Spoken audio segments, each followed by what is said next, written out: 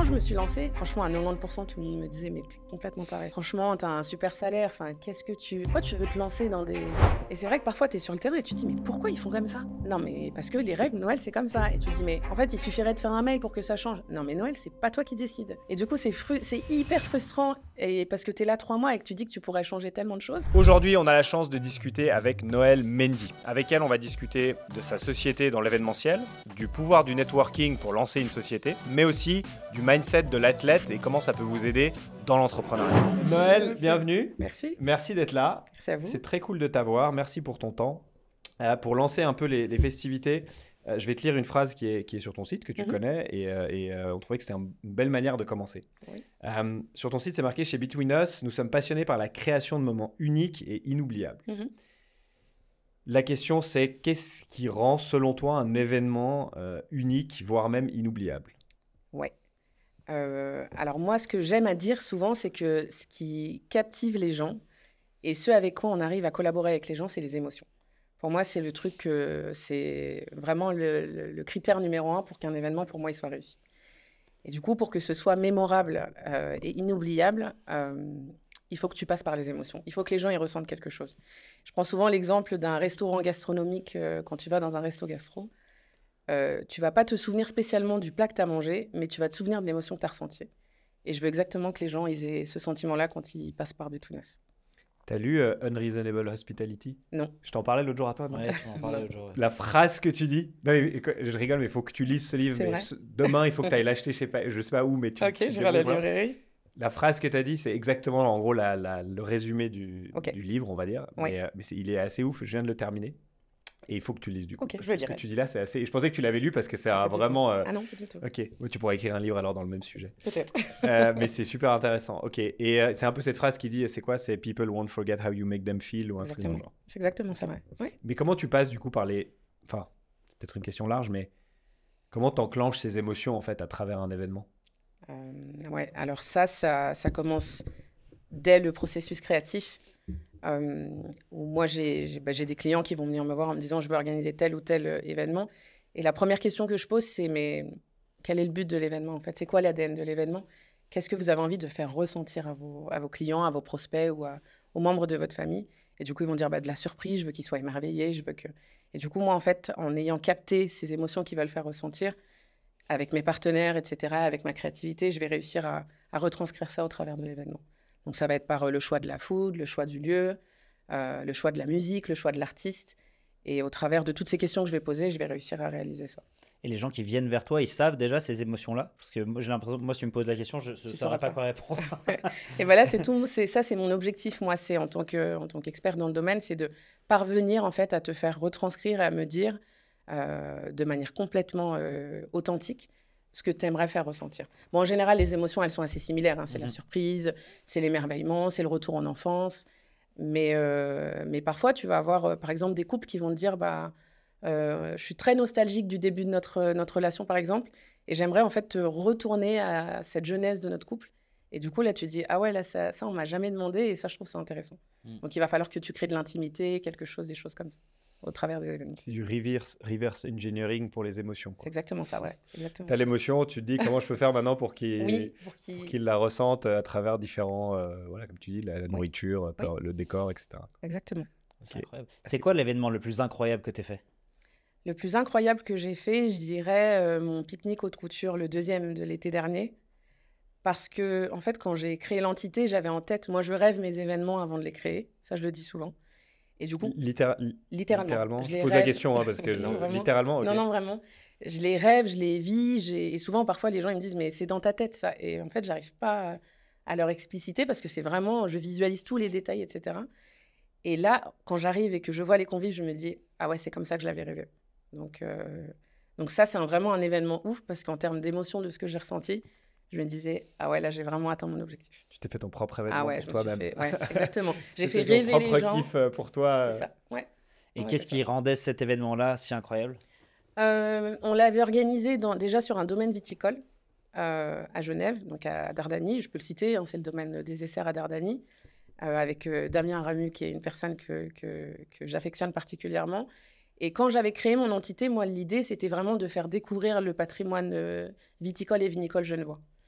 Et du coup, je revenais à la genèse, en fait, au travers de cet événement. Les mixologues, ils avaient créé des cocktails avec les vins du domaine. On avait réussi à monter une magnifique tente au milieu des vignes, avec en plus un domaine où tu as une magnifique vue sur Genève. Enfin, tout était réuni. Les gens sont arrivés en calèche avec des chevaux. Enfin, tu avais vraiment le côté bucolique qui était juste incroyable et c'était vraiment chouette. Et quelles étaient les émotions du coup que vous avez vécues pendant cet événement-là? Ouais, alors il y a eu la surprise parce que du coup, comme moi, les lieux des événements sont tenus secrets, les gens ils découvrent le jour J en fait. Ils ont découvert et les moyens de locomotion et le lieu le jour J. Donc ils ont été récupérés par des calèches d'époque à la gare de la Plaine. Donc l'émerveillement, la surprise, c'est Danny Kézard en plus qui était le chef en titre et puis qui a été choisi pour sublimer le concept. Ouais, l'émerveillement, la surprise, la découverte, le partage. Faut savoir que là, c'était 26 convives qui ne se connaissaient pas. Et du coup, réussir à faire un repas où les gens rigolent et qui partagent alors qu'ils ne se connaissaient pas en arrivant, je trouve ça sublime en fait. Ouais. Magnifique. Tu l'as mentionné avant, donc peut-être revenir juste dessus, parce qu'on n'a pas encore parlé, mais qu'est-ce qui rend en fait Between Us différent des autres? Tu l'as rapidement mentionné, mais le petit on va dire, USP de Between Us par rapport à d'autres agences événementielles aujourd'hui. Ouais. Déjà, moi, je dis souvent agence expérientielle. Donc, ça titille un peu les gens de dire, mais expérientiel, qu'est-ce que c'est? Moi, je ne vends pas des simples événements, je ne crée pas des simples événements, je crée des expériences. Donc déjà, rien que ça, un premier point différenciant. L'expérience, elle se fait par le fait que les gens ne savent pas jusqu'au jour J où ils vont. Donc ça rajoute quelque chose de supplémentaire. Je crée des événements aussi à partir de 2 personnes, parce que très peu d'agences font à Genève et dans le monde, parce que les gens se disent souvent que ce n'est pas rentable et que ça prend trop de temps. Et moi, en fait, ce qui m'anime et ce qui me passionne, c'est les gens, en fait. Et comme je vous l'avais expliqué, moi, le but, c'est pas de mettre de côté les couples, par exemple. Ils ont aussi des choses à fêter, et moi, ça me donne envie de créer pour eux. Donc, choix du lieu tenu secret, événement à partir de 2 personnes. Je pense que le tenu secret, c'est quand même... Moi, j'ai toujours trouvé, depuis qu'on se connaît, que c'était le truc vraiment qui te différencie énormément. C'est que tu fais donc cet entretien avec les personnes qui veulent faire cet événement. Tu essaies de comprendre un petit peu ce qu'ils veulent vivre. Et après, tu tentes un truc. Après, je tente, C'est déjà arrivé que ça se loupe, que tu vises à côté et que la personne n'aime pas l'événement? Non, pour l'instant, non, c'est pas encore arrivé. J'espère que ça n'arrivera pas. Mais après, c'est un risque qu'on prend, en fait. On peut complètement... je pourrais passer à côté. Après, l'entretien de 45 minutes, moi, il est minutieux. Les questions sont très précises. Mais il se peut un jour que je tombe à côté de la plaque sur un événement. Et puis après, voilà, il faudra trouver des solutions pour que le client soit satisfait. Mais pour l'instant, ça m'est pas encore arrivé. Bon, on ne te le souhaite pas, en tout cas. Mais c'est hyper courageux de ta part d'entreprendre ça. Et je pense que c'est là où beaucoup d'agences événementielles classiques, elles auraient trop peur, en fait, de faire ça. Elles se disent, mais en fait, on ne peut pas prendre le risque. C'est d'ailleurs pour ça qu'elles demandent un peu trop de... Et je pense peut-être trop d'implication du client. Le client a envie d'arriver et de dire, en fait, moi, mon événement soit ouf. Fais-moi un truc. Surprends-moi. Et je serai heureux. Et c'est un peu ça, j'imagine. C'est exactement ça. On est d'accord qu'il y a personne qui est au courant. Imaginons, moi, j'organise un événement pour 2, pour 3 ou pour 4, c'est égal. Même moi, je ne vais pas être au courant. Alors, même la personne qui organise, logiquement. Non, après, on peut changer, mais dans le principe, c'est ça, quoi. Oui, c'est exactement ça. Après, parfois, tu peux avoir, par exemple, une directrice des ressources humaines qui me dit, bah non, Noël, là, par contre... Moi, je dois savoir. Hein. Je voudrais savoir, en fait, juste pour arriver à me projeter, etc. Et là, je l'entends complètement. Mais par contre, les collaborateurs ne savent pas. Okay. Tu as lancé quelle année la société? 2022. 2022. Sortie, entre guillemets, sortie Covid. C'est quand la fin du Covid? 2021. 2021. Bon, on va dire 2021, 2022. Oui. 2021, allez. Comment tu... T'étais aussi un petit peu dans l'événementiel avant, on va revenir sur ton parcours un peu après, mais qu'est-ce que ça a énormément d'impact sur le marché de l'événement. Sortie de Covid, tu lances cette boîte, il y a ce stress, on ne sait pas trop si ça va revenir, on sait pas, c'est quoi un peu ton mindset à ce moment-là et un peu l'état du marché à ce moment-là aussi qui était, je pense, en train de revivre, en train de renaître un petit peu. Oui. C'est exactement ça. Donc moi, j'ai eu 2 bébés pendant la Covid. Donc je suis devenue maman pendant la Covid. Et c'est vrai que j'ai pas cette vision que les gens ont eue de la Covid, période hyper morose, etc. Je l'ai pas vécu comme ça. J'étais vraiment dans peut-être les 2 plus belles années de ma vie, en fait. Donc, du coup, moi, j'ai créé à ce moment-là en me disant, moi, j'ai toujours eu un rêve de créer mon agence. Post-Covid, je trouve que la situation a été très morose. Les gens ont été particulièrement tristes. J'entendais aussi autour de moi les amis qui disaient « Ah, punaise, c'est compliqué de trouver des lieux où tu peux refaire des événements. La tendance, elle est vraiment en baisse. » Et je me suis dit, à ce moment-là, j'ai l'impression que je tiens quelque chose, quoi. En fait, la création de mon entité, elle est venue vraiment d'un constat, en fait. Donc, j'ai contrebalancé la chose, j'ai tiré le positif de ça, et du coup, j'en ai créé mon agence.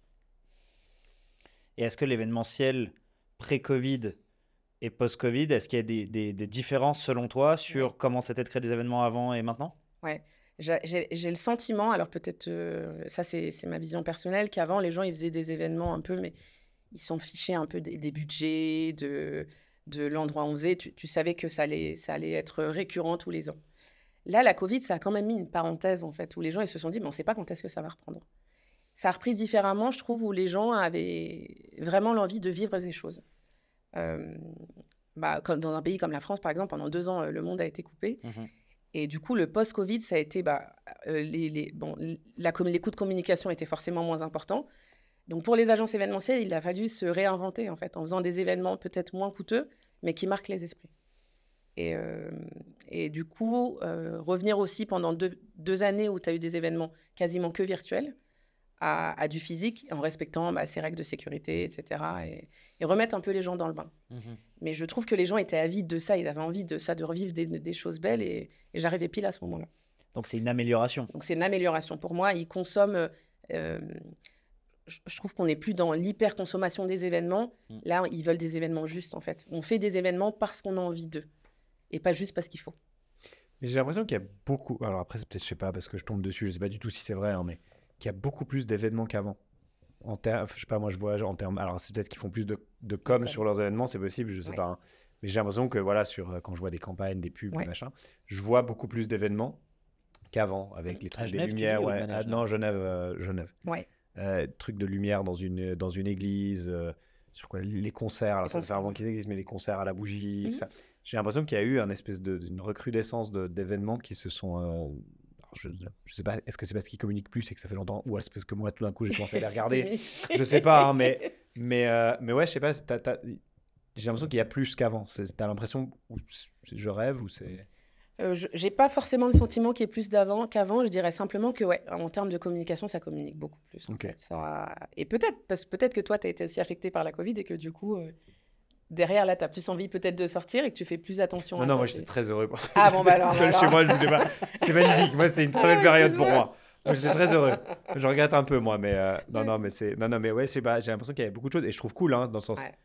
On a toujours dit, on fait pas grand-chose, il y a pas grand-chose, et j'ai l'impression qu'il y a beaucoup de choses à faire et beaucoup d'événements pour un peu tout type de tout type de clients, etc. Il y a vraiment tout et c'est assez cool de voir que ça bouge énormément. Ça bouge. Et tu penses quoi des événements digitaux? Est-ce que c'est quelque chose qui devrait continuer selon toi, ou ça existe encore? Est-ce que tu en fais? Moi, je ne fais pas du tout. Ça existe encore, oui, parce qu'il y a des entreprises qui continuent à faire des séminaires de manière 100% virtuelle ou hybride parfois aussi. Je trouve que ça a eu son intérêt pendant la Covid. Moi, je ne suis pas fan du virtuel, je suis vraiment dans le physique. Mais j'entends que pour certains, souvent, quand tu as des CEO qui sont dans tous les pays du monde, le virtuel, ça permet aussi de faire des économies. Donc je ne suis pas contre, mais ça ne correspond pas à mon ADN.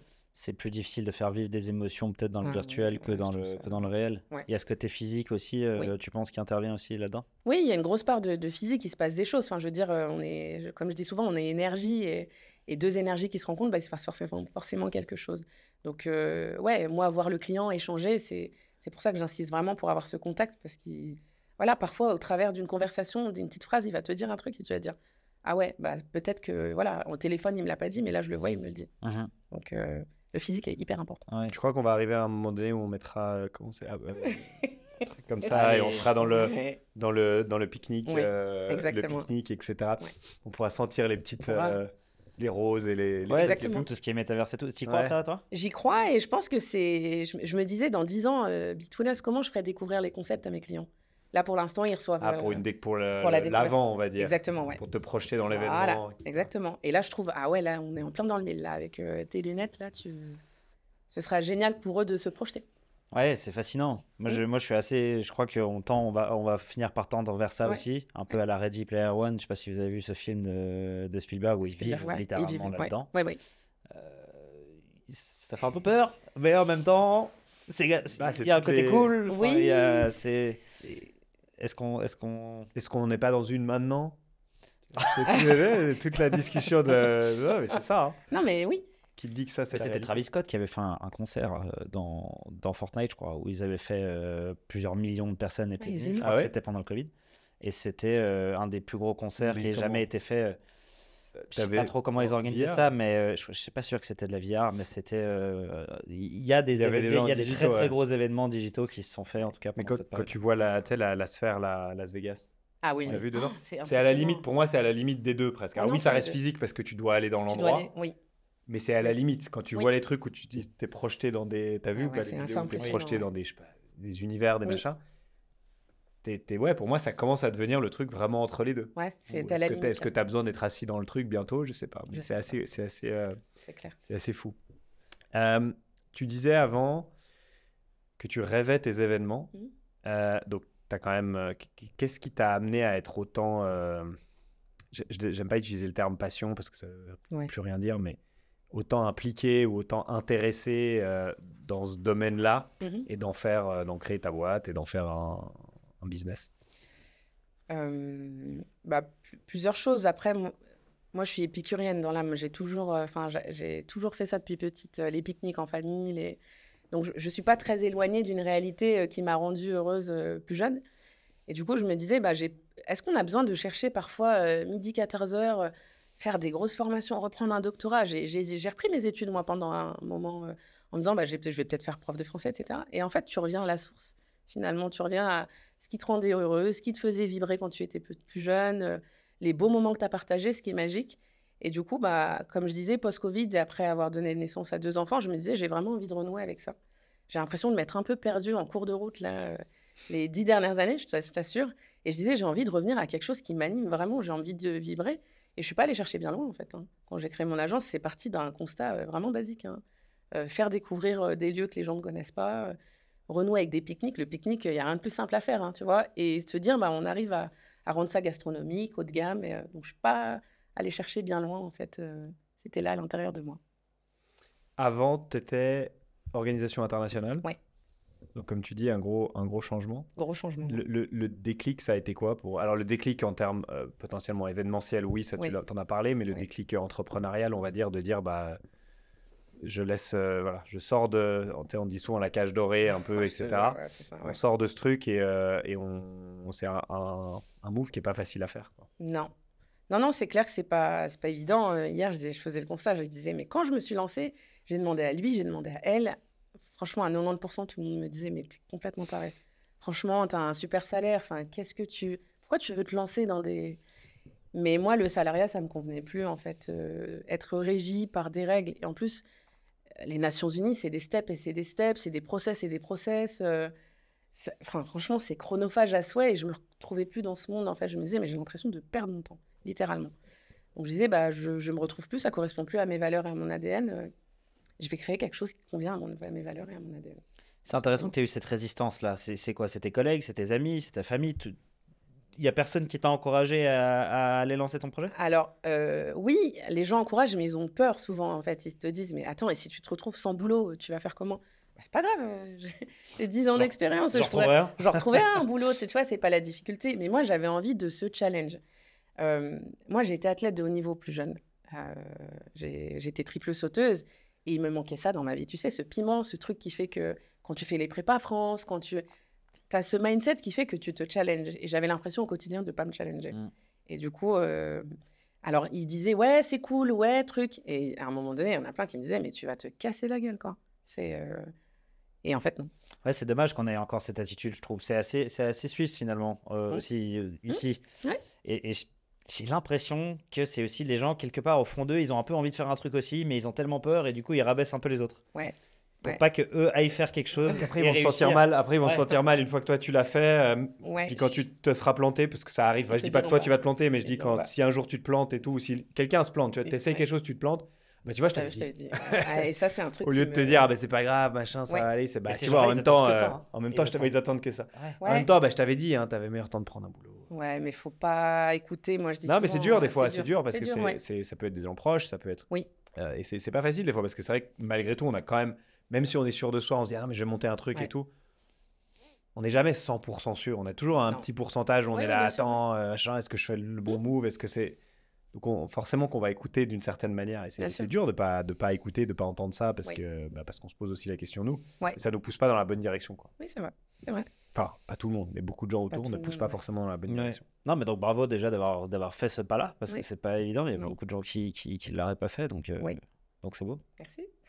Merci. Mais surtout de sortir. Non, mais c'est surtout ça parce que sortir de cette cage dorée, comme tu dis, tu as un bon salaire et tout, c'est quand même dur parce que tout va bien quand entre guillemets t'as pas de boulot puis tu dis bon j'ai monté une boîte, t'es là, bon, t'as pas de boulot de toute façon, tu veux faire quoi là.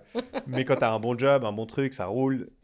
Alors après je sais pas, mais tu vois t'es pas non plus over stressé, tu te bosses pas 15 heures par jour donc t'es là. Ah c'est bien quoi, tu sais, t'es dans ton petit truc, t'es là pourquoi je vais me mettre, pourquoi je vais me faire souffrir quoi. Et c'est ce mindset un peu aussi d'athlète en disant en fait ça fait du bien des fois un peu de se souffrir entre guillemets mais de se faire mal un peu. Exactement. Et on cherche ça parce que sinon ça devient on va mourir quoi. Et comment se passer d'athlète et aussi se passer des Nations Unies, les différentes organisations dans lesquelles tu as travaillé, etc. Comment ça t'aide aujourd'hui dans ton projet Between Us? Alors ça m'aide le passif d'athlète dans plein de choses, dans la rigueur, dans le fait de se surpasser. De fait de se dire ça ira bien, hein, c'est la vague parfois, t'es dans le creux et tu dis non mais comment. Et en fait la chose dont je me souviens à chaque fois c'est le why, pourquoi j'ai créé ça, aussi simple que ça. Je l'ai partout, je l'ai sur mon téléphone, rappelle-toi de la raison pour laquelle tu as créé Between Us. Et ça du coup même si tu es au fond du trou et tu te rappelles toujours, ça te redonne le sourire, ça te revigore. Les Nations Unies, ça m'a beaucoup aidé parce que j'ai pu côtoyer des ministres, des ambassadeurs, et du coup, ça t'aide pour tout ce qui est diplomatie. C'est vrai que les processus sont très longs, mais ça m'a appris à être patiente déjà, parce que c'est pas tout comme tu as envie de faire. Et puis, à te rendre compte que, parfois, on peut être contre certaines choses, mais comment l'expliquer? Parfois, tu vas devoir faire des choses qui ne sont pas en lien avec tes valeurs. Et il va falloir mettre ça de côté parce que c'est le boulot. Et le boulot, c'est le boulot. Et toi, ta vie, c'est ta vie. Et parfois, j'ai dû faire face à des situations comme ça. Mais du coup, ça fait grandir. Moi, j'ai beaucoup grandi au contact de ces gens. C'est un monde qui est multilingue, polyglotte. Donc forcément, aujourd'hui, je peux faire des entretiens en espagnol, en anglais. Ça ne me pose aucun problème. J'ai beaucoup voyagé aussi, donc ça aide. Et puis, ça me permet aussi, moi, aujourd'hui, de me projeter à me dire, si Between Us, demain, je dois aller... je sais pas, en Inde ou aux États-Unis, j'ai pas peur parce que j'ai beaucoup voyagé avec le boulot et ça, c'est quand même une vraie plus-value. Ça, c'était une des sources aussi de frustration, le fait que des fois, tu dois prendre ces décisions qui correspondent pas à tes valeurs. Ça doit être assez dur de faire ça. Ouais, c'est raide. Ouais, c'est raide. Moi, je suis allée sur le terrain 2 fois pour 2 crises, de crise sanitaire, Ebola notamment. Ouais. Et après, j'y suis retournée pour la fièvre jaune. Et c'est vrai que parfois, tu es sur le terrain et tu te dis, mais pourquoi ils font comme ça? Non, mais parce que les règles, Noël, c'est comme ça. Et tu te dis, mais en fait, il suffirait de faire un mail pour que ça change. Non, mais Noël, c'est pas toi qui décides. Et du coup, c'est hyper frustrant parce que tu es là 3 mois et que tu dis que tu pourrais changer tellement de choses. Mais en même temps, les process, ce sont les process et puis tu te dois de les respecter. Ah, c'est fou. Donc, moi, ça me rend moi, rien que de le dire, ça me... T'as un manque d'impact. Ouais, tu sais que ton boulot, peut-être sur 10 ans, il va avoir un impact parce que les petites choses que tu vas faire vont avoir un impact forcément. Mais concrètement, c'est très dur de le voir. C'est hyper dur, ouais, c'est hyper dur. Puis 3 mois, tu as le temps de changer plein de choses. Mais tu peux pas. Et tu peux pas. Donc voilà, après, je respecte aussi. Hein, c'est des institutions que je respecte. Elles font un travail qui est monumental, monstre. Alors, on n'est pas d'accord avec tout. Mais tu as des gens qui sont passionnés, hein, qui sont vraiment investis. Et ça, je respecte. Mais les process... chronophage à souhait. Et puis, je reprends mon cousin qui disait, tu fais des comptes rendus, du compte rendu, de la réunion, du compte rendu. Et en fait, t'en finis jamais, en fait. Tu fais que des comptes rendus tout le temps. Et du coup, tu perds un temps fou. Déjà, moi, j'ai l'impression de passer ma vie à faire des emails. Ouais, t'imagines si tu faisais des PV de séance à chaque fois. Des PV d'emails que tu as envoyés. Ouais, c'est chronophage. Mais j'ai beaucoup appris. Vraiment, moi, je crache pas dans la soupe. Ça a été des belles écoles. Mais voilà, à un moment donné, ça ne me convenait plus. Et quand ça convient plus, il faut aussi savoir tirer sa révérence. Ouais. Tu as quelque chose à dire? Non, je trouvais intéressant parce que tu parles des Nations Unies, mais tu as été dans pas mal d'assauts aussi, non? Tout ce qui est BNI. Oui. AGRP. Ouais, exact, AGRP. CWF. Ouais, exact. Ouais. PWN aussi. Tu as fait beaucoup de ces trucs-là. Ouais, c'est quoi PWN? C'est un network qui est international. C'est que des femmes de haute voltige. C'est Oran. Elles ont un bureau à Genève, Lausanne, je crois. Ça, j'ai intégré l'année dernière. C'est les clubs de réseau. Ouais. Très intéressant. Qu'est-ce que vous voulez savoir? Non, on en avait parlé un peu, sans forcément nommer qui, quoi, comment, mais on en avait parlé un peu. Tu as un avis en soi positif. Il y a plein de fois où ça t'a apporté beaucoup de choses. Après, il y a des aspects négatifs aussi, c'est sûr, il y en a tout le temps, mais ça t'a quand même aidé pour le début de la boîte. Ça t'a quand même fait un tremplin au début, de rencontrer les bonnes personnes, etc. C'est ce que tu me disais aussi, c'est assez juste ça. Oui, mais ça c'est clair, c'est complètement juste. Et tu sais d'où c'est venu ça? Je participe, pour la petite histoire, l'anecdote, je participe à un événement, ça s'appelait 50 nuances de vin Genevois, en août 2022 ou juillet 2022. Je suis invitée à l'événement.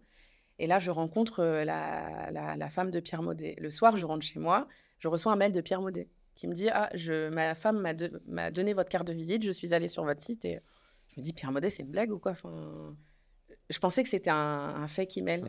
Et ouais, donc je lui réponds, etc. Et je me rends compte que c'est vraiment son email. Je le rencontre et du coup, il me dit « Votre concept est top. Vraiment, c'est punchy, c'est sexy, ça va réveiller Genève. Par contre, sans réseau, vous n'irez nulle part. » Je lui dis « Mais comment ça, j'irai nulle part? Mon concept, il est mortel, vous venez de le dire. » Et il me dit « Genève, sans réseau, vous n'allez nulle part. » Alors, je vous recommande vivement, je peux vous conseiller quelques réseaux. Donc, l'AGRP par lequel j'ai commencé. L'AGRP m'a envoyé au BNI et puis j'ai découvert comme ça les réseaux. Et moi, sincèrement, les réseaux, c'est 100% de mon chiffre d'affaires la première année. La première année? Ouais, parce que tu as un vivier qui est quand même assez important. Tu as des gens qui te portent, qui vivent la même chose que toi. Et ça, j'avais besoin de me retrouver dans une team à un moment donné. L'entrepreneuriat, je trouve que parfois, tu es souvent seul. Et c'est cool d'avoir des gens qui ont les mêmes problématiques que toi, qui vont avoir peut-être 10-15 ans d'entrepreneuriat et qui vont être à même de donner des conseils. Alors, il y a des choses à prendre et à laisser, c'est sûr, mais moi, j'en tire du positif. Et quand ça ne m'a pas convenu, eh bien, j'ai quitté les réseaux. Super, exact. Ouais. Tu le recommanderais comme une manière d'acquérir tes premiers clients, etc. Oui. Par contre, je trouve que c'est bien aussi parfois de réussir à trouver ses clients tout seul et de ne pas compter que sur les clubs de réseau. Parce que je trouve que, alors après, c'est peut-être mon avis à moi, mais que quand tu es dans ces clubs de réseau, tu te confortes un peu. De toute façon, ils vont m'amener du business. Et oui, c'est une source de business, mais pas que. Donc, ça nécessite aussi de toi trouver tes prospects tout seul, en fait. Ouais. Puis c'est un investissement de temps aussi, malgré tout. C'est pas juste, comme tu dis, bon là, tu l'as dit en mode, il m'apporte du business, mais c'est aussi beaucoup de temps investi de ta part. C'est pas non plus juste, c'est pas non plus juste du business qui tombe. Il y a beaucoup de boulot derrière aussi. Oui. Et puis quand tu arrives dans un réseau avec des gens qui sont là depuis 10, 15 ans, au début, ils vont te faire des recommandations. Mais moi, en fait, c'est comme ça que je le voyais. Je disais, mais moi, je viens d'arriver dans le réseau, je connais personne. Donc, du coup, tu as envie de te surpasser pour eux. Donc, ça veut dire qu'il va falloir faire beaucoup de soirées de réseau, rencontrer beaucoup de personnes. Aujourd'hui, je suis contente, je suis à même de faire des recommandations qualifiées, mais ça prend beaucoup de temps. Moi, j'avais calculé l'année dernière, déjà rien qu'au BNI, c'est 80-90 heures rien que de présence. Donc, après, tu rajoutes les one-to-one que tu fais avec les co-membres, etc. C'est beaucoup d'heures de travail.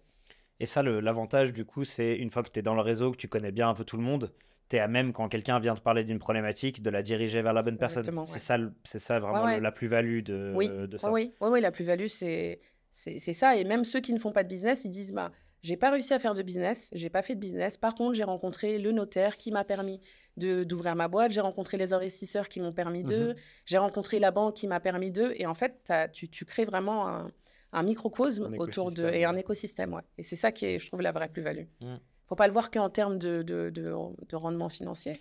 Non. Et puis, humainement, je trouve que tu rencontres des gens assez fantastiques. Mais est-ce que tu n'as pas justement un peu, si on parle d'un défaut, des gens qui viennent avec un peu que cette envie de faire du business et puis qui n'ont pas trop leur place là, en l'occurrence Oui, bah, comme partout, tu vas avoir, doit y en avoir des gratteurs, tu vois. Ouais, Ils sont là, tous les râteliers, tu les vois, ils prennent, mais ils donnent pas grand-chose.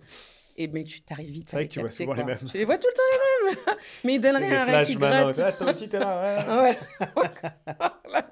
Et ils sont là tout le temps, mais tu les captes vite, tu vois. C'est les opportunistes à souhait. Alors, c'est sans critique aucune, mais voilà, il faut aussi savoir donner à un moment donné. Je pense que ça peut tenir. Tu peux venir gratter 2-3 fois, ça va marcher, hein, mais ça ne tient pas sur le long terme, quoi. Non. Évidemment, tu dois aussi, comme tu dis, investir tu disais 90 heures, etc. à un moment donné. Non, mais c'est vraiment en donnant que tu finis par recevoir. Moi, je suis assez persuadé de ça. Donc, mais il y a beaucoup de gens, je pense, qui n'ont pas cette attitude. Non, mais après, dans le groupe, très rapidement, ça va vite, ça se sait. C'est le fond du train et à un moment donné, ils lâchent le truc puis ils partent, quoi. Ouais, ils n'ont plus rien à y trouver. Ils n'ont plus rien à y trouver. C'est intéressant. Et ça, donc, aujourd'hui, c'est la principale source d'acquisition de ton business, tu disais. Est-ce que tu en as d'autres? Oui, le bouche à oreille aussi. Bouche à oreille aussi, des clients que tu as eus qui recommandent à d'autres clients ou des gens qui ont vécu l'expérience ou des journalistes ou des choses comme ça qui ont parlé du concept A. Et tu as des gens qui arrivent comme ça de manière complètement naturelle. Et puis voilà, après, il va falloir investir dans la pub pour trouver un autre levier de clients, mais ça arrivera très prochainement. Ouais, intéressant. Tu arrives à savoir aujourd'hui, quand tu fais un nouvel événement avec quelqu'un, à chaque fois, combien de personnes reviennent derrière grâce à cet événement? Tu vois comment le bouche à oreille te rapporte, enfin, te rapporte pas forcément en cash, mais de dire à chaque fois que je fais un nouvel événement, ça me rapporte, de toute façon, un nouveau client à chaque fois. Parce que tu en as un qui va dire, mais c'était tellement cool qu'il va te rappeler un moment donné. Non, j'ai un tableau. J'ai un tableau Excel où je le fais. Alors, je le fais pas de manière aussi détaillée que vous, mais j'arrive maintenant à me dire, tu arrives à capter la tendance. Intéressant. Ouais. Si on fait juste un grand pas en arrière, parce que j'aime bien me parler de ça, tu te rappelles de ton premier, enfin j'imagine que oui, mais ton premier événement Between Us, c'était quoi? Pique-nique Hermance, premier pique-nique Hermance. En plus, j'ai une photographe que j'adore, que je voulais absolument avoir sur cet événement, India, je peux la citer. Je me dis, mais waouh, là, ça prend vraiment vie.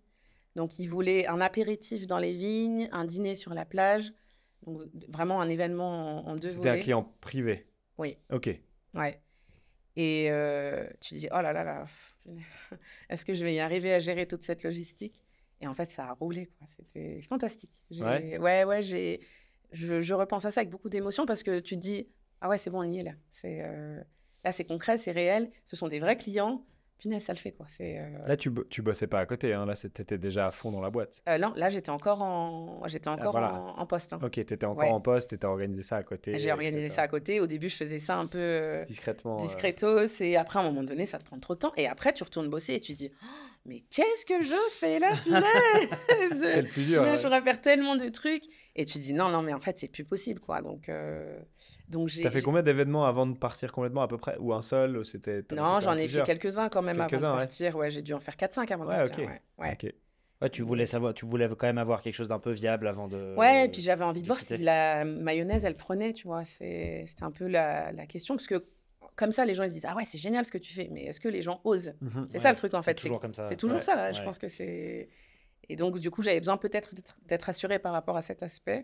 Non, ce qui est assez, en soi, aussi intelligent, dans le sens de juste de dire... je quitte tout pour mon truc, c'est très beau sur papier, une fois que tu peux écrire un livre pour expliquer ta vie, mais, mais sur le principe, c'est pas forcément toujours le cas, et de faire les deux en même temps au début, c'est peut-être intelligent pour voir ce que ça donne, voir comment les gens réagissent, même changer un peu ton business model en disant, je sais pas, cette idée elle était pas bonne, je vais la changer, etc. Puis tester un peu, quoi. Ah, c'est clair, c'est clair. Comment tu trouves les lieux? Comment je trouve les lieux? Alors, je te donnerai pas mon secret. Non, évidemment. C'est plus pour comprendre un petit peu ton mode de fonctionnement, tu vois. Alors, ma première année, j'ai passé une année à chercher que des lieux insolites. Je suis allée frapper à toutes les portes. Je lisais la presse, je regardais les nouveaux trucs qui ouvraient, j'allais regarder, j'allais rencontrer les gens. Donc, vraiment comme ça, de manière par curiosité. Après, il y a des lieux, tu dis, ouais, là, ça joue, et d'autres, ça, c'est sûr, ça jouera jamais. Et après, de fil en aiguille, tu as des copains qui jouent le jeu. Ah, Noël, je suis allée prendre un verre là. J'ai trouvé ça fantastique. J'ai pris la carte. Regarde, tiens, je te la donne. Okay. Oh, je trouve ça génial. Et puis après, parfois, tu as des propriétaires qui ont des maisons qui sont assez fantastiques. et qui te disent bah, « je ne suis pas là la moitié de l'année, est-ce que ça vous intéresserait de louer ma maison pour un événement ?» Donc, tu arrives comme ça à trouver, à avoir un vivier de lieux assez insolites qui sont... c'est assez incroyable, quoi. Ouais, petit à petit, tu construis aussi ton réseau de lieux que tu sais. Et là, quand tu récupères justement ce que les clients veulent, tu as déjà une idée en tête de ta map, de où tu peux aller, etc. C'est exactement ça, ouais. Et après, il se peut que pour un client, par exemple, tu aies une problématique et tu te dises « Ah ouais, mais là, j'ai pas le lieu. » Et là, tu entres en action. C'est souvent le cas ou pas? Ou c'est plus souvent maintenant, tu as assez, tu peux aller taper dans des lieux que tu connais et tu dois de temps en temps aller chercher des nouveaux, ou tu dois quand même souvent chercher des nouveaux aujourd'hui? Alors, je répondrais oui et non. Oui, dans la mesure où j'ai suffisamment de lieux pour avoir un vivier.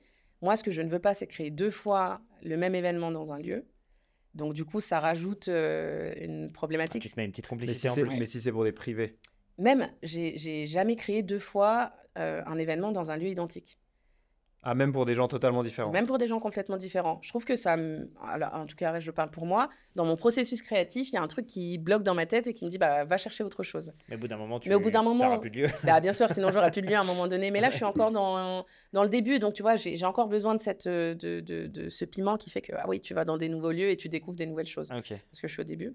Et je te dirais, et ça arrive parfois, quand tu as des clients qui ont des demandes assez particulières, pousser, je sais pas, je te dirais villa au bord du lac, pied dans l'eau. Bah, si tu l'as pas dans ton répertoire de lieux, tu es obligé d'aller chercher. Et là, parfois, tu as une semaine pour trouver le lieu, quoi. Donc, tu passes ton temps au téléphone. L'angoisse. Tu m'angoisses. Moi, tu m'angoisses. C'est vrai. Alors que moi, c'est ma période que j'adore, en fait. Ah, c'est vrai. Parce que les événements, j'ai toujours trouvé. J'en ai organisé quelques-uns. À mon niveau, j'en ai organisé quelques-uns. J'ai toujours trouvé ça extrêmement stressant. Pas du tout. Extrêmement. Donc toi, c'est ton kiff d'aller trouver le lieu. Ah ouais. Que t'as pas. Surtout que je n'ai pas. Qui n'existe pas. Parce que le réseau se bouge, il se passe un truc et tout. Et dans 100% des cas, tu trouves. Ah ouais. T'as jamais eu un moment où t'as pas trouvé? Non. Pas pour l'instant. Et je croise les doigts. Ouais, bien sûr. C'est incroyable. Non, je trouve toujours. Ouais. C'est fou cette passion du coup d'aller trouver ce lieu-là, parce que nous, on a la même réaction, ça nous angoisse. Je pense que ça nous angoisse de par le fait que on a peur de pas le trouver. Donc il y a la peur un peu de l'échec. Ouais. Je sais pas à qui demander, honnêtement. je reprendrai mon reporter de téléphone. Bon, toi, tu as un grand réseau, donc j'imagine que ça t'aide un peu aussi. Oui. Mais ouais, ça m'angoisse. J'ai rien que d'y penser, moi. Je pense à tous les événements que j'ai fait, il y a tellement de trucs qui vont pas toujours. Ouais, plein de choses. Enfin, c'est pas que ça va pas, c'est que t'as toujours. C'est impossible. Enfin, je sais pas, un truc qui. Tu dis tout t'a roulé.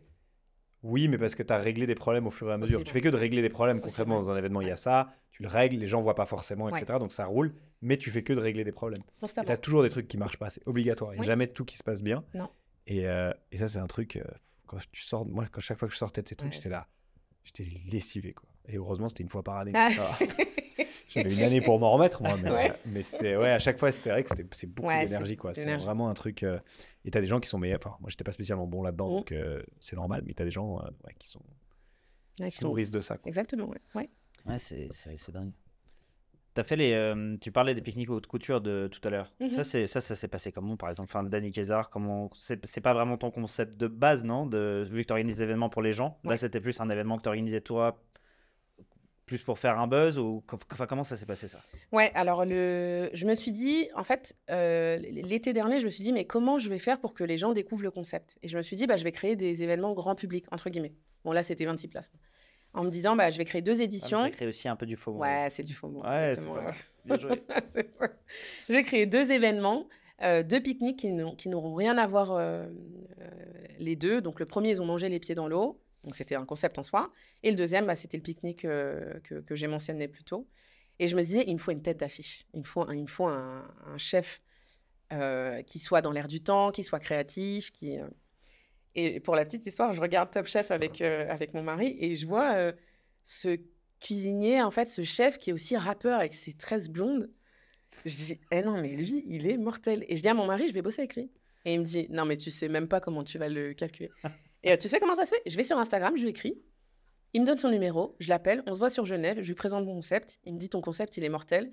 Je suis OK. Et ça s'est fait comme ça. Ah, c'était... Alors, c'est ouf, plus simple. Non, mais c'est ouf quand même parce que on pense toujours à des trucs ultra complexes. Je sais pas, moi, je me suis fait la petite théorie dans ma tête. Là, mais tu connaissais quelqu'un qui connaissait quelqu'un qui... Et en fait, des fois, un message LinkedIn, un message Instagram, peu importe, un email peut, je vais pas dire changer ta vie, mais sur le principe, oui, mais peut avoir un impact assez fou. Et souvent, en fait, les gens n'osent pas juste dire, bah, j'écris, au pire, tu vois, au pire, il dit non. Non, mais même, il t'aurait jamais répondu, quoi. Oui. Tu vois ce que je veux dire, ça, c'est le pire. Dire non, t'es là, au moins, il a répondu. Mais il répond pas, t'es là, bon, bah, il a répondu, c'est pas grave, tu vois. C'est vrai. Et je trouve ça assez fou, quoi, parce que pour finir, c'est juste, bah, j'écris un message et puis c'est tout, quoi. Et plus souvent, enfin, assez souvent, en fait, je trouve que les gens répondent. En fait, en fait, tu sais, mais oui. Il y a du répondant, en fait. Mais oui, bien sûr. Si tu viens, et c'est bien fait, dans le sens, tu viens de manière propre, carrée, etc. Généralement, ça marche assez bien. Ouais, ça marche très bien. Et le deuxième, c'était Maurice Sacco, auquel j'avais pensé. Un chef brillant, moi j'adore cette fusion entre l'Afrique et le Japon. Et pareil, mon mari me dit, mais jamais tu vas réussir à lui parler, lui. Il n'a pas compris la deuxième fois, Ah non. Boum, un email, il comprend pas. Un email, j'ai son épouse qui gère ses affaires au téléphone. Oui, le concept est sympa, etc. Et ça devait être le deuxième cuisinier que je devais avoir sur mon deuxième concept, quoi. Donc, moi, sincèrement, depuis que j'ai lancé Between Us, il n'y a jamais personne qui m'a dit non. J'ai créé des événements dans des endroits où les gens n'avaient jamais loué pour un événement. Et à chaque fois, ils me disent, mais vous êtes la première. Et je leur demande, mais pourquoi ? Parce que tu inspires confiance et qu'on sent la passion, en fait. Et je trouve ça fantastique. Ça, déjà, c'est incroyable. Ouais. Est-ce qu'il y a déjà... Bon, on parle de cette peur aussi de fait de l'inaccessibilité. Peut-être qu'on a l'impression que quelque chose est inaccessible. Ouais. Et j'ai l'impression que toi, tu as le courage, en fait, de juste tenter le truc, quoi. Ouais, moi, je tente. Moi, la vie, c'est coup de poker tous les jours. Shake it till you make it. Non, mais vraiment, c'est tapis et j'ai aucune peur. Et je dis à chaque fois, au pire, tu as un non. Mais au même titre que moi, je prends la peine de répondre à tout le monde, je me dis que tous ces gens qu'on imagine, l'élite, etc., ils sont tous accessibles. Hein. Moi, j'ai personne. Le meilleur mixologiste au monde, pareil, je lui ai envoyé un message. Il m'a répondu, oui, je suis OK pour participer à tes événements. En fait, je pense qu'il n'y a personne d'inaccessible. C'est juste nous qui nous mettons des barrières parce qu'on a peur d'eux et en fait, on s'en fiche de ça. Après, tu arrives aussi avec une proposition de valeur assez intéressante quand tu les contactes. Tu leur dis bonjour, j'aimerais vous faire venir à un événement, machin. Tu n'arrives pas juste en disant salut, on va boire un café. Non. Donc, il y a aussi, je pense... Ce que nous, on fait. C'est pour ça qu'on a le podcast. C'est pour ça qu'il n'y a personne qui... Il nous fallait juste une excuse pour échanger avec des gens. Quoi. Et pour l'instant, ça marche. Mais cela dit, c'est vrai. Pour la petite histoire, c'est vrai. Nous, on a réalisé que, en fait, quand tu demandes à quelqu'un d'aller boire un café ou de manger, en fait, personne n'a le temps. Tu les invites à un podcast, ils viennent. Ouais. C'est bête, mais c'est vrai. Pour toi, c'est un peu la réalité. Aussi, c'est que si tu leur offres une proposition de valeur qui est intéressante pour eux, en fait, ils vont te dire oui. Enfin, pourquoi ils diraient non? Oui, c'est clair. Et eux, ils y voient aussi un kiff, ils y voient une valeur pour eux, et ils y voient différentes choses. Donc, c'est intéressant. Et ces 2 pique-niques haute couture ont été un grand succès. Beaucoup de gens en ont parlé. Ça a un peu propulsé Between Us. Ouais, ils se disaient, mais c'est qui cette agence qui sort de nulle part, là, qui fait des pique-niques? Blick, je m'en rappelle, le pique-nique le plus cher de la galaxie. Et je disais... et j'avais trouvé ça fantastique. Au début, je me suis dit, mais ils sont sérieux? Et en fait, le pique-nique le plus cher de la galaxie. Bah oui, on a le droit de rêver, en fait. Alors, on pourrait dire, oui, elle a rêvé grand, elle a vu très élitiste. Oui, et pourquoi pas, en fait? Et le pique-nique, en fait, ça a coûté ce montant-là parce que tu avais Dany Hazard, tu avais les bateaux, c'était du grand luxe. Et pourquoi pas? Donc ça, c'était des événements payants. Ça, c'était payant. Ouvert au grand public, les gens achetaient leurs billets, et puis, mais ils ne savaient pas ce qu'ils faisaient. Ils ne savaient pas. Donc, c'était une expérience exclusive pique-nique haute couture. Mais ils ne savaient pas à quoi s'entendre, quoi. Ils ne savaient pas qui était le chef, ils ne savaient pas où ils savaient que Dany Hazard était le chef. Ouais, je me dis que tu es obligé quand même de leur donner un peu pour donner. Oui, tu donnes un peu. Ah, ok, c'est le chef, donc ça m'intéresse. Ça m'intéresse, Parce que sinon, je sais pas, j'ai l'impression que c'est impossible. Enfin, surtout en Suisse. C'est un peu difficile. Je vais pas te dire, mais tu vas raquer. Attends, mec, ils vont tousser, quoi. C'est clair. Et pourtant, c'est pas faute de moyens. Mais j'ai compris aussi que les gens, ils aiment pas montrer que... Ils n'ont pas envie qu'on les voie, qu'on sache qu'ils ont payé peut-être 1 700 pour un pique-nique. Et du coup, ça m'a fait grandir aussi de me rendre compte que, peut-être que ton concept, il est génial, c'est sexy, c'est top et tout. Mais n'oublie pas non plus la culture et l'ADN du pays dans lequel tu es. C'était quoi le prix du billet? 1 700. Ouais. Et le deuxième, 890. Et tu n'as pas eu de peine à les vendre? Non. Non, ça... Non, c'est... Non, mais c'est fou comme quoi, tu vois, tu le mets sur papier, tu dis 1 700 francs, tu dis personne fera. Et si tu arrives avec quelque chose de différent, avec une offre intéressante en soi, il y a quand même quelque chose à faire. En fait. Ouais, exact. Ah ouais. Pourquoi tu t'es arrêté à 2? Après, c'est épuisant, en fait. Moi, j'étais toute seule l'année dernière, encore dans l'entité. Ouais. Mais je sais même pas comment j'ai réussi à gérer... ces 2 événements d'une main de maître avec 2 semaines d'intervalle entre les 2. Donc on revient à l'angoisse de tout à l'heure. Hein? Non, mais tu te dis, et entre-temps, j'avais d'autres événements pour des entités, j'avais pas que ça dans le mois. Donc la pression, j'ai perdu 4 kilos en 3 semaines, même pas de stress, mais tu cours partout, en fait. Donc, j'en ai fait 2. L'idée, c'était de réitérer cette année, mais ayant envie de faire quelque chose d'un peu de révolutionnaire. Alors, je vais passer mon tour pour cette année, je reviendrai l'année prochaine. D'accord. Voilà. Mais tu as senti quand même l'impact sur Between Us? Ah oui, j'ai senti. Ouais. Là, cette année, il y a des gens qui m'appellent. Ah, c'était vous le pique-nique? C'était une bonne manière de oui. faire de l'acquisition Ah de oui, clients. c'était un coup de pub. Ok. Je t'ai dit, Blick a fait un article. Ouais, non, c'est fou, ouais. Ouais. Non, mais c'est Alors, génial. alors oui, c'est peut-être le pique-nique le plus cher, mais tu as fait un article quand même. Donc, Mais tu avais des journalistes sur place? ouais, il y a des journalistes qui sont venus aussi. Ok. Ouais. Donc, c'est vrai que ça propulse d'avoir la presse, il faut dire ce qui est. Ils sont toujours avides de nouveaux Ça a un sujets. impact, ouais, c'est un bien impact. Donc, il y a eu des très beaux articles qui ont été rédigés et du coup, bah, ça te donne de la crédibilité, de la visibilité, ça te fait gagner en notoriété. Donc, Mais ça, tu as fait comment? Donc, tu as organisé l'événement et tu as dit aux journalistes que l'événement avait lieu et ils sont venus? Non, j'ai été aidée par une chargée de relations presse Ouais. publique qui devait défendre les intérêts de Between Us. Et elle, avec son réseau, du coup, c'est son boulot d'aller chercher les journalistes, de te trouver des passages chez OneFM, etc. Pour que tu aies l'opportunité de parler de ton concept. C'est smart. Moi, je connais pas du tout cette manière-là de relation de presse. Enfin, pas suffisamment. Je trouve intéressant de comprendre un petit peu comment ça fonctionne et de voir que justement, tu peux lancer un concept intéressant grâce à la presse qui te fait un peu le buzz, en l'occurrence. Il n'y a pas que Instagram, en gros. Quoi. Non. Et ça a vraiment marché pour toi. Ah ouais, ça marche. Ouais, non, ça a bien marché et j'étais agréablement surprise parce que j'étais, comme je dis souvent, un bébé pouce de l'entrepreneuriat et en fait, non, il s'est passé des jolies choses. Quoi. Ah ouais, c'est beau. Ouais. Et c'est quoi l'événement le plus fou que tu aimerais organiser? Là, on voit qu'elle a rêvé déjà une dizaine de fois. Moi, j'ai plein de choses. Je veux pas imaginer dedans, donc dans les boules devant toi, tu vois des... y en a, franchement, il y a plusieurs choses. Moi, franchement, je rêve, mais alors, peut-être que ça se réalisera jamais, mais sur les Champs-Élysées, bloquer les Champs-Élysées et dresser une table avec un service à la royale, avec un chef qui cuisine, je sais pas, tu dresses un truc sur la... Ouais, tu peux, enfin, vraiment, j'imagine, vraiment tous ces monuments emblématiques que tu as. Times Square, je me dis, mais mon rêve, c'est de faire un truc à Times Square un jour, tu vois. Buenos Aires, pareil. Ou même à Bali, tu vois, tu privatises une plage, j'ai plein de lieux. En fait, moi, ce qui m'inspire, c'est ces endroits où je suis passée, où j'ai voyagé. Et rigolo ou pas, il y a des endroits où je suis passée il y a 7 ans. Et je me disais déjà que j'avais envie de créer un truc dans ces endroits-là. Donc, c'est rigolo, en fait, de se dire comme la vie, elle est faite. Et aujourd'hui, par exemple, je peux retourner en Thaïlande à Koh Phi Phi et je sais exactement à quel endroit je veux créer un événement, tu vois. Donc, ouais, j'ai des lieux assez fous. Même dans l'espace, pourquoi pas un jour créer un événement dans l'espace. Pour moi, il n'y a pas de limite, en fait, tu vois. Tu vois, avec, je sais pas, avec la loi de la gravité, peut-être que tu arrives à faire un truc. Enfin, je sais pas, tu peux aller loin dans... Pour moi, la créativité, elle n'a pas de limite.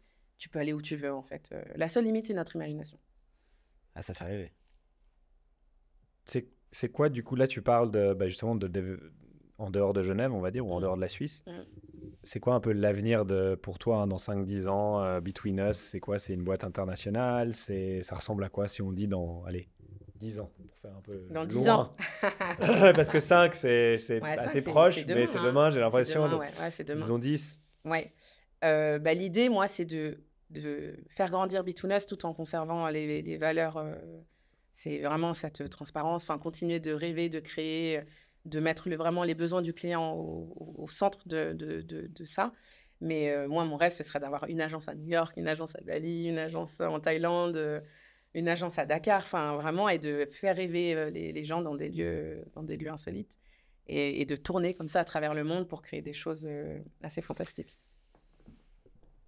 Mais ça doit être dur d'avoir...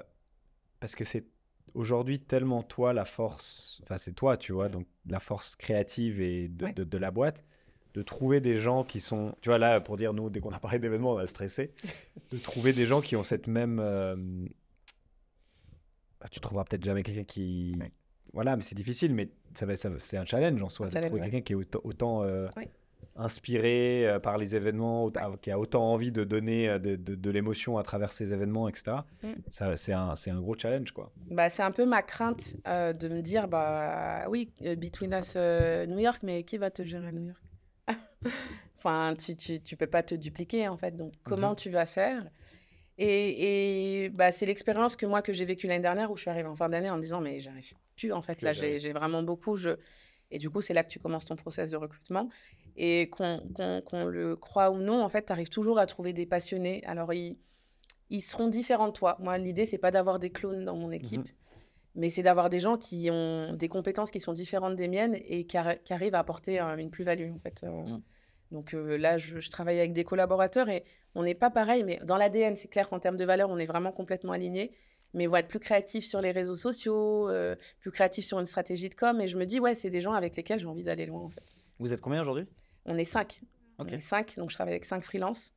Et l'idée, c'est de faire grossir, en fait. Et comment vous répartissez les tâches un peu? C'est quoi les rôles de chacun? Ouais, alors j'ai une chef de projet, moi, qui gère avec moi tous les projets. Ouais. Après, j'ai quelqu'un qui s'occupe de tout ce qui est stratégie de com, qui m'aide pour préparer les interviews diverses, etc. J'ai une admin aussi qui m'aide parce qu'il y a beaucoup de choses à gérer. Là, bientôt, elle gérera les appels téléphoniques parce que j'arrive plus. Et la 5e personne, c'est une personne qui m'aide pour tout ce qui est stratégie. Donc, où est-ce que j'ai envie d'aller? Voilà, où est-ce que tu places tes billes pour être là dans 5 ans, dans 10 ans, etc. Ouais. Ah, c'est vachement intéressant. Ouais. C'est une bonne. Parce que j'ai l'impression que l'événementiel, l'avantage que tu as, ou l'expérientiel, si on utilise ton terme, oui. c'est que c'est quelque chose d'humain. En soi, il y a des humains partout. Les expériences que tu disais, enfin, je veux dire, fermer les Champs-Élysées ou fermer Times Square, à un moment donné, j'ai l'impression que c'est qu'une question de moyens, finalement. Peut-être pas. C'est pas qu'une question de moyens. Oh, oh non. Oh non. Voilà, pour ceux qui prennent la référence. Non, mais, alors, si je vois mal la limite, en fait. Est-ce que, tu vois, j'ai l'impression que tu pourrais aller très loin avec ce concept-là si tu arrives à faire des événements qui sont fous et à continuer à faire vibrer les gens comme tu le fais déjà aujourd'hui. Ouais, c'est ça l'idée. Et puis, de conserver cette niaque qui fait que, c'est ça l'idée, c'est de ne pas perdre le why, comme je disais tout à l'heure. Tu ne le perds pas. Et du coup, c'est toujours la question que tu te poses. Est-ce que je vais là ou pas là? Le why, non, j'y vais pas. Et puis, c'est tout, quoi. C'est quoi ton why aujourd'hui, si tu dois l'écrire en une phrase, s'il est sur ton téléphone? C'est... Si tu peux... ouais. Je mets souvent, j'ai créé Bitouness parce que je ne rêvais plus. Et donc, maintenant, je vis Bitouness parce que je rêve tous les jours. Et ce rêve, moi, c'est... Les gens, ils disent, mais t'es dans ton monde des bisounours. Non, je rêve à mon niveau, en fait. J'ai pas besoin de... Voilà, c'est pas un grand rêve en soi, créer son entité, c'est pas... Mais à travers mes clients, moi, vraiment, je me réalise. Là, alors, j'ai pas le niveau salarial que j'avais il y a quelques années, mais j'ai jamais autant kiffé, en fait. Je kiffe, quoi. Mon médecin, le jour, il m'a dit, mais vous avez un génie de 10 ans, madame Andy, qu'est-ce qui s'est passé? Je dis, maintenant, j'ai ma boîte. Ah, il me dit, mais c'est fantastique, quoi. Enfin... Généralement, c'est plutôt... Généralement, c'est j'avais pris 10 ans, qu'est-ce qui s'est passé? Non, j'avais fait une connerie, j'ai lancé ma boîte. Non. Ah, d'accord. non, moi, ça m'anime, ça me revigore, ça me fait vibrer. C'est un rêve que je vis tous les jours, vraiment. Ah, c'est incroyable. Et si tu devais... Aujourd'hui, tu as beaucoup d'acquisitions, tu disais, via les réseaux, etc. Tu as quand même d'acquisitions digitales qui se fait ou pas? Zéro. Ouais. Okay. Ça, c'est incroyable. Mais tu vois une évolution quand même là, vu que tu as quelqu'un dans la com avec toi, quelqu'un qui gère les réseaux sociaux, etc. Ok, intéressant. Ça, c'est pour toi, c'est un peu la next step de l'évolution de l'acquisition, surtout à l'international ou ailleurs. Pour réussir à grandir, tu vas passer par là? Ouais, moi, l'idée, c'est d'être accompagné par une agence digitale, Simba. Big up, c'est qui? C'est qui, Simba? Non, mais oui, parce Très que cool comme nom. Ouais, j'adore. Non, mais votre concept, soit dit en passant, c'est génial.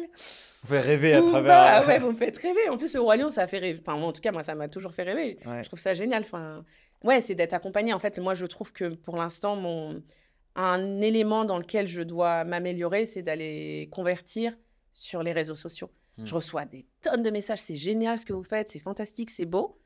Mais ça ne convertit pas. Ok, donc les gens te jettent des fleurs, mais c'est à peu près tout. Ouais, mais je crois comprendre pourquoi. C'est que souvent, on m'a dit, mais ton agence, c'est hyper élitiste. Mais c'est la discussion, la première fois qu'on s'est rencontrés, tu te rappelles, la discussion qu'on avait eue, c'était... mais attends, moi j'ai eu une révélation quand tu m'as dit, mais en fait, tu peux organiser pour 2, tu vois. Je disais, mais attends, je peux organiser pour 2. Moi, je pensais qu'il fallait forcément être 5, que ça allait... Puis on avait parlé prix, etc. Où je disais, ok, mais c'est abordable dans le sens. Bien sûr. Oui, ça va pas être pour un dîner entre potes vite fait. Mais pour une occasion, c'est aussi le but, pour une occasion, c'est tout à fait abordable en termes de prix. Et du coup, je sais, et je pense que beaucoup de gens, en fait, réalisent pas et vont même pas te poser la question parce qu'ils pensent tout de suite que, en fait, tu peux pas me le payer. Ouais, c'est pas le cas. Non, c'est pas le cas, Et j'aimerais bien, et du coup, ça, j'aimerais bien résoudre ça parce que c'est moi, ça me vexe quand tu me dis c'est une agence élitiste. Toute ma vie, j'ai lutté contre l'élite, justement. Et là, de me dire qu'il y a des gens qui pensent que c'est élitiste, ça me vexe. C'est qu'à un moment donné, il y a un truc que j'ai mal fait ou que je dois réajuster. Bon, après, ça se travaille. Là, maintenant, je le vis un peu mal. Mais l'année dernière, quand on me disait élitiste, je disais, mais non, pas du tout, en fait. Mais après, en ayant fait un pique-nique à 1700, etc., les gens sont restés sur ça. Ouais, mais tu peux faire un pique-nique à 1700 et pour certains types de personnes, c'est très bien et faire rêver ces personnes-là. Et après, tu peux organiser un dîner pour 3 dans un domaine dans un univers totalement différent qui ne sera pas du tout élitiste. Et l'un n'empêche pas l'autre. Non, c'est clair. Ça, mais il faut que dans la tête des gens... Surtout dans le digital, Oui, si tu fais de l'acquisition sur le digital, il faut qu'il y ait faut que ce soit clair. Il faut que ce soit, comment tu dis, abordable. C'est-à-dire qu'ils n'aient pas peur de t'écrire pour te demander des devis, des choses comme ça. Ok, intéressant. Tu parlais au tout début, c'est un truc dont on s'était noté et qu'on avait envie d'en discuter avec toi parce que je trouve vachement intéressant. Moi, toujours, ça me passionne ce genre de truc. C'est ton passé athlétique. Oui. Ça se dit C'est d'athlète. D'athlète. Alors déjà, quel passé d'athlète tu parlais triple saut, c'est quoi? C'est le saut en longueur, mais en 2 fois où tu vois plusieurs sauts, c'est ça? C'est ça ou pas? Saut en longueur en plusieurs sauts. Saut en longueur avec tortillon. Non, c'est cloche, foulée, non descente, et ensuite ciseaux et dans le sable. Ah ouais, ok. C'est le ok. Ça, c'était ton sport de prédilection. Oui. Okay, parce qu'on a vu CrossFit aussi quelque part. Ah, toi ou pas? Ah oui, CrossFit. On a vu une Noël Mendy dans le CrossFit. Ah oui, t'as vu, On a fait nos recherches. Ok. Ouais. Ça, c'était tes 2 sports de... Tu continues les 2 CrossFit, oui, je continue. Un peu moins là en ce moment parce que je suis un peu fatiguée, que j'ai beaucoup. Donc là, le sport, j'ai... Mais moi, le sport, ça m'anime. Moi, l'athlète, ça a été 15 années de ma vie. Donc voilà, j'ai été drivée par ça. Je mangeais athlé, je buvais athlé, etc. J'ai rencontré aussi mes meilleurs amis à l'athlé. On se connaît depuis qu'on a 7 ans, je crois. Donc ça m'a bien animée. Le sport m'a toujours animée de toute façon. Mais ça forge, je trouve ça fait grandir. J'allais dire en quoi c'est...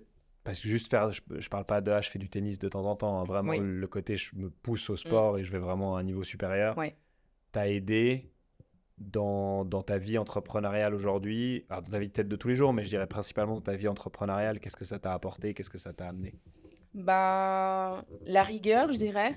Parce que t'as pas tout comme ça. Tu vas pas au championnat de France ou au championnat de France en équipe juste comme ça. Donc, parfois, tu as l'impression de tout bien faire. Et on te dit, bah non, c'est pourri ce que tu fais en fait. Ou c'est pas assez. Ou tu devrais te donner plus. Tu vois, c'est toujours ça, ce truc de est-ce que je pourrais faire plus? Et du coup, moi, ça un peu, en moi, ça m'a permis d'avoir un curseur. Est-ce que je peux faire plus? Oui, non. Si tu peux faire plus, oui. Et si tu es au max, c'est déjà très bien en fait. Donc aussi de pas s'auto-flageller, tu sais, parfois tu es là, tu te dis ah ouais, mais si ça, si ça. Non, si ça s'est passé comme ça s'est passé comme ça et c'est tout, tu vois, c'est pas il y a pas besoin de tergiverser pendant 20 ans. Et t'as l'adrénaline, la gestion du stress et puis voilà, tu te surpasses constamment. La rigueur. La rigueur, vraiment. T'as pas envie de t'entraîner, Ouais, mais c'est devenu normal presque. T'as pas envie de t'entraîner tous les jours, mais tu y vas quand même. Mais j'y vais quand même. Là, c'est pareil. Il y a des jours où t'as pas forcément, t'as un peu moins envie, mais tu y vas quand même. Quoi. Ouais. Après, le piège aussi, c'est de se dire quand t'as fait du haut niveau, c'est que c'est dur. Moi, j'ai du mal à être nulle entre guillemets dans des choses. J'ai du mal à pas. Par exemple, les réseaux sociaux, je suis bidon.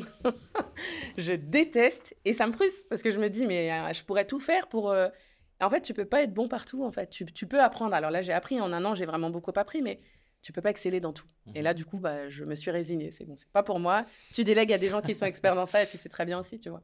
Mais faut accepter ça. Il faut accepter en fait. Et tu dirais que le côté athlète c'est négatif dans ce sens-là, ça veut dire que tu veux toujours être meilleur, du toujours. coup là tu dis je vais aussi être bon là-dedans quoi. Ouais, moi c'est vraiment et mon mari dit à chaque fois, il dit mais t'es sans limite. On pourrait dire de sauter du pont du Mont Blanc, tu le ferais pour un cookie quoi, tu vois, tellement. Enfin tout est défi. J'adore cette phrase. Non mais tout est défi en fait, ma vie est défi perpétuel et je ne m'arrête jamais. Et ça c'est le piège en fait. Parfois il faut redescendre un peu, c'est bon, tout n'est pas challenge quoi, tu vois. T'arrives dans un groupe de réseau, t'as envie d'être la meilleure, t'arrives tout le temps, tu vois, et parfois, il faut se calmer, tu vois. C'est pas...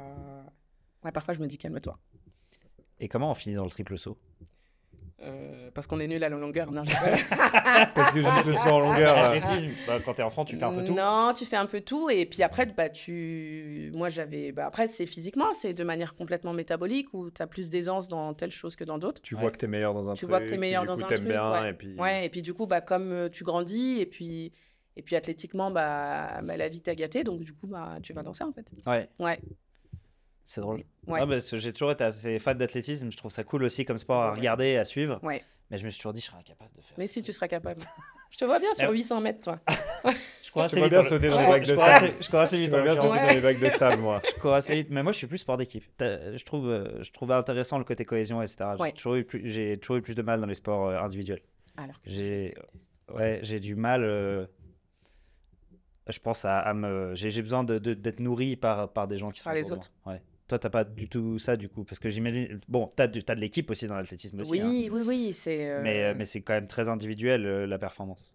La performance, oui, mais tout l'avant, tout l'amont, c'est une team en fait. Ouais. Je veux dire, un copain qui est qualifié, j'en sais rien, pour les championnats de France ou qui fait un podium aux France, t'es content en fait. Tu t'es entraîné avec lui, tu l'as vu suer, tu l'as vu pleurer, tu l'as vu douter. Alors c'est aussi ta victoire en fait. C'est pas. Moi, même si dans l'épreuve tu es tout seul, toute seule en l'occurrence pour moi, tu as ton entraîneur, tu as tes co-membres en fait. T'es pas. Alors oui, sur le sautoir, tu es tout seul, mais tu sais que tu as tout le monde qui est derrière toi. En fait. Ouais. Et c'est ça qui est. Et puis dans les compétitions, on s'encourage tous, on est tous là les uns pour les autres. Donc tu as aussi envie de performer pour les gens qui t'ont encouragé d'être là. Ouais, aussi.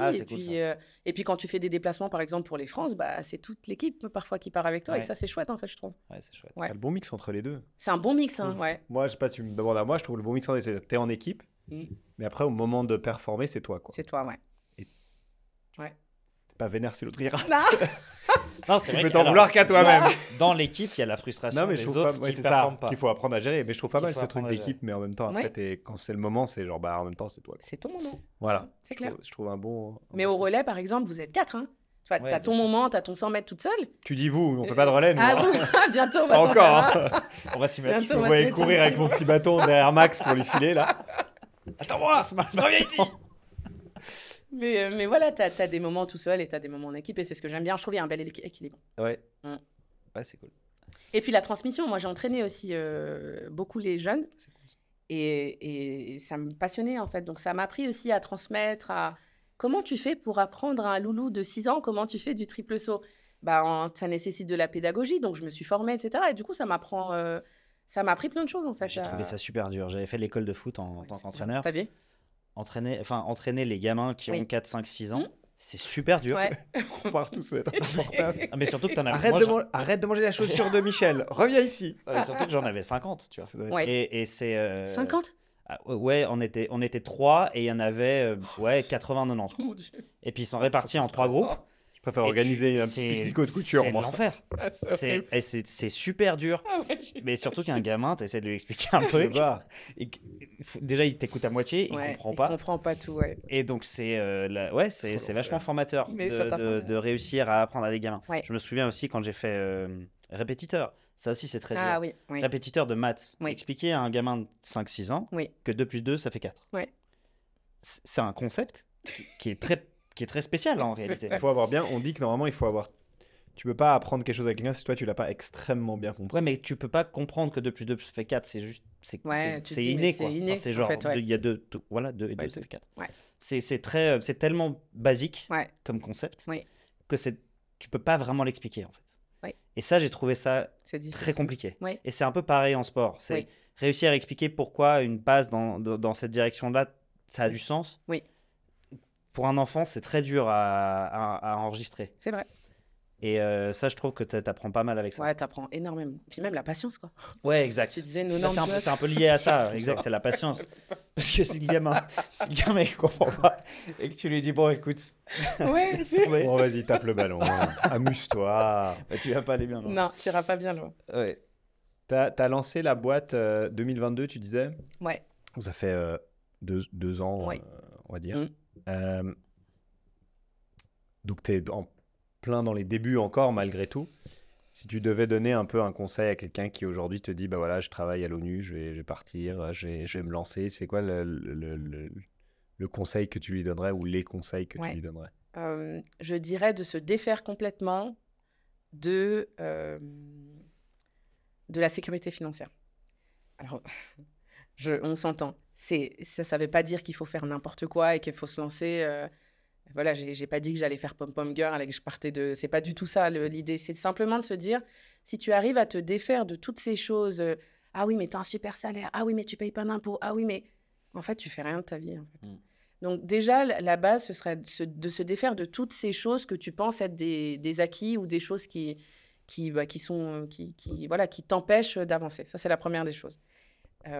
Et la deuxième des choses, moi, je disais aux gens, ouais, c'est cool, mais moi, j'ai débuté ma carrière en France, en fait. Donc, j'ai débuté en faisant des colos où j'étais payé 400 francs par mois. Je peux dire que vivre avec 400 francs par mois, je peux le faire aussi, en fait, tu vois. Donc, oui, tu as un gros salaire, mais j'ai débuté aussi avec des petits salaires. Et donc, tu arrives aussi à te défaire de ça. Et la deuxième des choses, je dirais de suivre son intuition. Moi, je suis très intuitive. Et je pense que autour de nous, tu as plein de gens qui ne suivent plus leur intuition. Et ça, c'est important, en fait, de renouer avec ce que tu as à l'intérieur de toi. Tu vois, ce petit truc qui te parle et que tu n'écoutes pas tout le temps. Donc ça, c'est hyper important. Et les rêves, vraiment, aller conquérir vos rêves, je trouve que c'est la plus belle des choses. Et même si tu n'arrives pas à atteindre ton objectif, etc., bah, au moins, tu as essayé. Et ça, je trouve que pour la satisfaction personnelle, c'est hyper important. Tu regretteras moins d'avoir essayé que... Ah ouais. C'est quoi? Tu regretteras moins d'avoir essayé que de ne pas l'avoir fait. Ouais, non, mais c'est clair. Et puis, j'aime beaucoup cette phrase. Ils ne savaient pas que c'était impossible, alors ils l'ont fait. Et ça, c'est un truc qui ça me caractérise, en fait. Tout le monde me dit, mais non, si, c'est possible. Dans vos têtes, c'est pas possible, mais dans la mienne, oui, c'est possible. Et faut s'écouter. Et je pense que même, on entend souvent dans des personnes qui sont en fin de vie, etc., souvent, les regrets qu'ils ont, c'est des choses qu'ils n'ont pas fait. Ouais. Et c'est pas des choses qu'ils ont essayé et qu'ils ont planté. Rarement, tu le regrettes parce que tu auras toujours appris quelque chose. Appris quelque chose, ouais. Mais tu regrettes souvent des choses que tu n'as pas fait. C'est ça. Ouais. C'est exactement ça. Et j'ai une vidéo de Denzel Washington que je trouve fantastique, dans laquelle il fait un pitch devant des diplômés et il leur dit, mais je crois que je l'ai vu, ouais, combien de fantômes autour de votre lit de mort aurez-vous, de projets que vous n'avez pas réalisés, de choses que vous n'avez pas dites aux gens, etc. Et moi, je ne veux pas avoir de regrets dans ma vie, donc je fonce. Alors parfois, tu te casses un peu les dents, c'est pas grave, au moins t'as appris. Mais je veux pas de regrets dans ma vie. Ça, je veux pas mourir avec des regrets. Donc je fonce. Puis tu vis la vie pleinement, comme elle te sourit. Et puis voilà, parfois c'est dur, parfois c'est la galère. Bah, c'est pas grave, ça fait partie du jeu. Tu rebondis, tu trouves des solutions.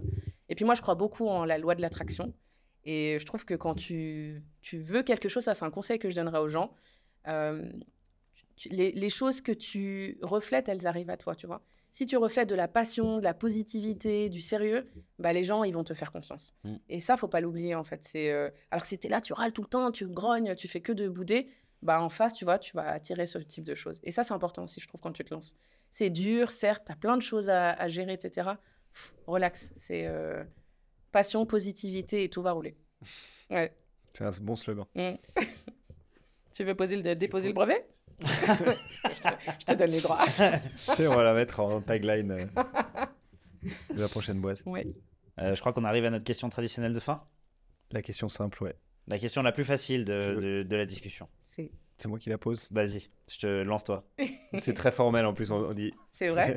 Alors dites-moi. Le marre, je me remets en position. Non, c'est une question importante. Mais... Noël Mendy, que faut-il pour avoir une belle vie?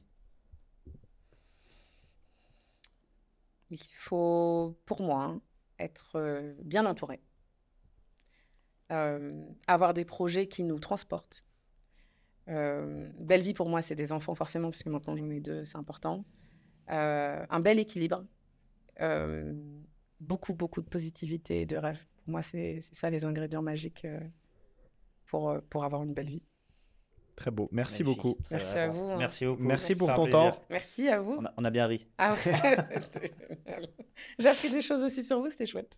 Trop bien. Merci beaucoup. Merci. Merci.